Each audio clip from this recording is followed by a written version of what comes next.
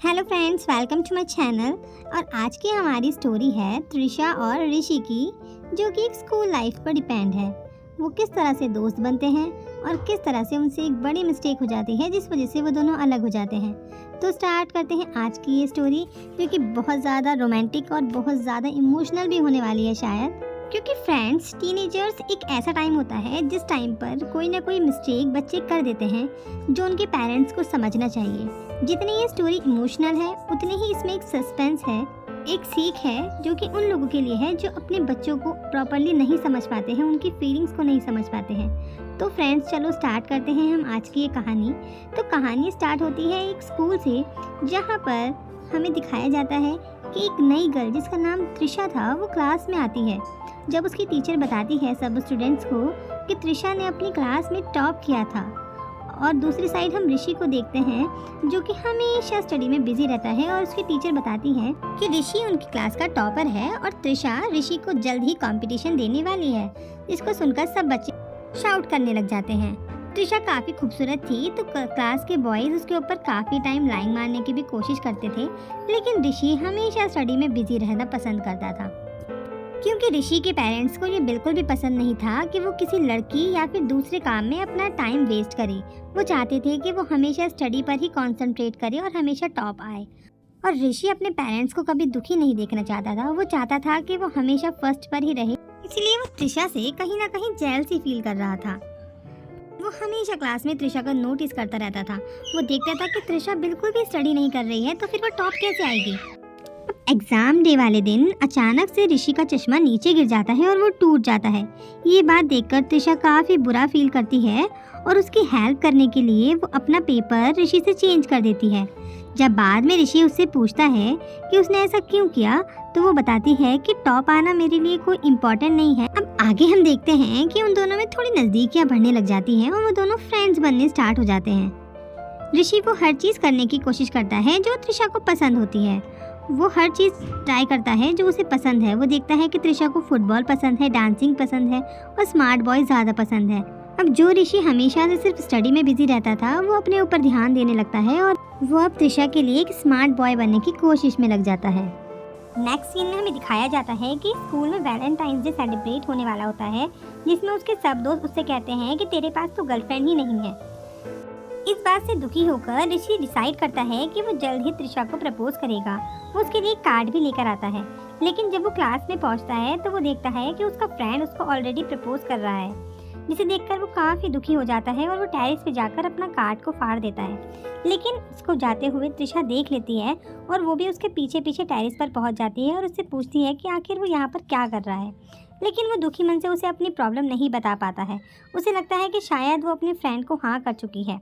अब त्रिशा नीचे पड़ा हुआ कार्ड उठाती है और उसे रीड करने लगती है, जिसमें वो देखती है कि ऋषि ने उसके लिए अपनी फीलिंग्स और वो कार्ड उसी के लिए रखा था, जिसे देखकर वो स्माइल करने लगती है। इसी बीच ऋषि उसे प्रपोज करते हुए कहता है कि वो उसे बहुत ज़्यादा पसंद करता है और वो उसे हाँ कर देती है। यहाँ से स्टार्ट होती है दोनों की लव स्टोरी। अब आगे हमें दिखाया जाता है कि अब पूरे स्कूल को पता चल जाता है कि वो दोनों अब कपल है। वो दोनों साथ में स्टडी करते, साथ में घूमते और अच्छा टाइम स्पेंड करते। ऋषि के फ्रेंड उसको बोलते हैं कि क्या तूने अभी तक किस भी नहीं किया है। जब ऋषि त्रिशा को किस के लिए कहता है तो त्रिशा साफ मना कर देती है कि अभी इन चीज़ों के लिए मैं रेडी नहीं हूँ। लेकिन दूसरी तरफ जब ऋषि त्रिशा की हर तरह से हेल्प करते हैं तो त्रिशा उसे किस कर देती है। लेकिन दोनों ही नासमझ होते हैं, क्योंकि टीनेजर एक ऐसी एज होती है जिसमें फीलिंग्स तो बहुत सारी होती है लेकिन समझ नहीं होती। दूसरी साइड हम देखते हैं कि ऋषि के फ्रेंड्स उसको समझा रहे होते हैं कि उसको वो सब भी करना चाहिए जो बाकी कपल्स करते हैं। लेकिन इस बात पर वो काफ़ी गुस्सा हो जाता है और बोलता है कि अभी हमें अपने फ्यूचर के बारे में सोचना चाहिए, ना कि इन सब बातों के बारे में। ये सब काम शादी के बाद अच्छे लगते हैं। और वो अपने फ्रेंड से नाराज़ होकर चला जाता है। त्रिशा और ऋषि डिसाइड करते हैं कि वो स्कूल ख़त्म होने के बाद साथ में एक जॉब ढूंढेंगे और साथ में रहेंगे। अब अचानक से जब दोनों एक दिन ग्रुप स्टडी कर रहे होते हैं तो त्रिशा की मॉम का फ़ोन आता है और वो बताती हैं कि बाहर की हालत बिल्कुल ठीक नहीं है और वो जहाँ पर है रात वहीं पर स्पेंड करके सुबह घर पर आए, क्योंकि शायद कोई पॉलिटिशियंस की वजह से बाहर शूट आउट चल रहा है। ये सुनकर वो काफ़ी डर जाती है और वो ये बात ऋषि को बताती है।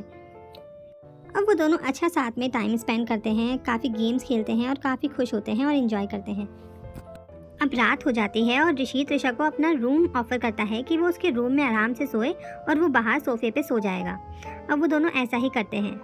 अब जब त्रिशा रूम में सोई होती है तो अचानक से कोई विंडो से एक स्टोन फेंक कर मारता है, जिससे वो काफ़ी डर जाती है। लेकिन ऋषि कहता है कि तुम टेंशन मत लो, मैं यहीं पर हूँ तो कुछ नहीं होगा। अब ऋषि और त्रिशा दोनों एक ही रूम में बैठने की डिसाइड कर देते हैं, लेकिन उन्हें नहीं पता था कि वो साथ में रहकर अपनी लिमिट्स को क्रॉस कर देंगे।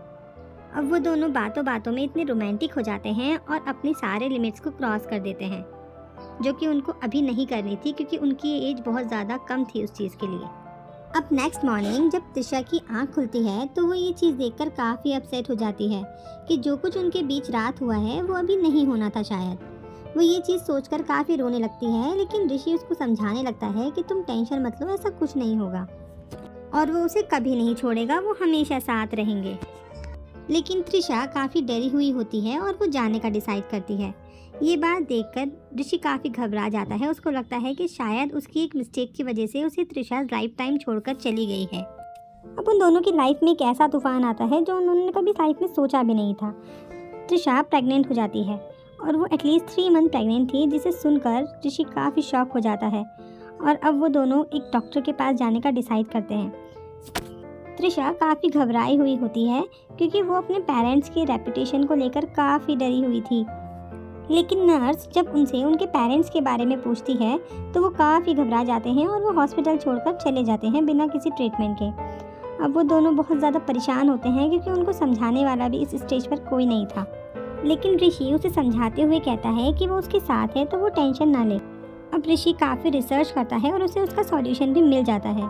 लेकिन त्रिशा जब सर्च करती है और उसे पता चलता है कि 3 मंथ पर बेबी के बॉडी पार्ट्स बनने स्टार्ट हो जाते हैं तो वो इस बात से काफ़ी अपसेट हो जाती है और वो कहती है कि वो इस बेबी को किल नहीं कर सकती। लेकिन ऋषि उसे समझाता है और कहता है कि वो 3 साल तक अभी शादी नहीं कर सकता है और वो अभी दोनों बेबी को नहीं कैरी कर सकते क्योंकि अभी वो दोनों छोटे हैं। लेकिन त्रिशा इस बात को बिल्कुल भी नहीं मानती और वो कहती है कि वो इस बेबी को कैरी कर सकती है और वो इस बेबी को मारना बिल्कुल भी नहीं चाहती है। काफ़ी देर समझाने के बाद ऋषि भी एग्री हो जाता है और वो कहता है ठीक है, हम दोनों इस बेबी को नहीं मारेंगे।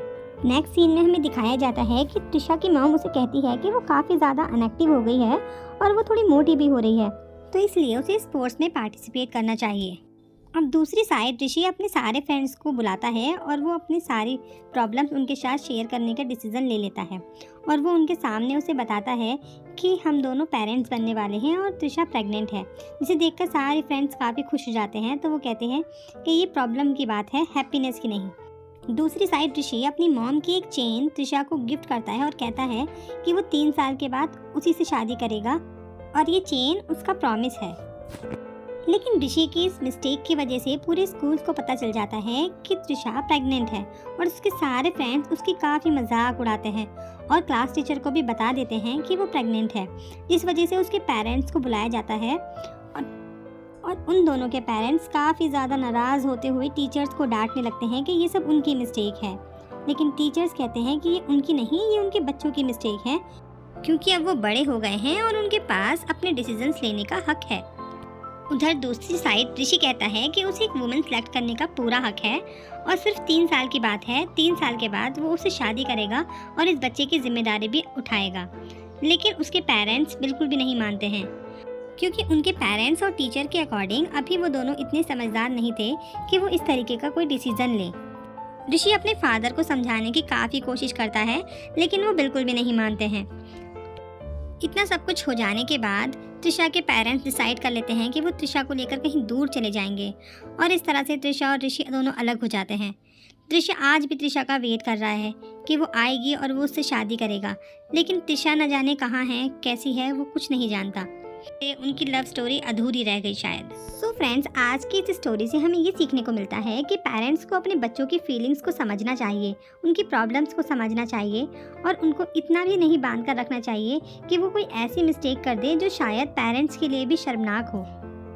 तो ऐसी ही और वीडियोस देखने के लिए हमारे चैनल को सब्सक्राइब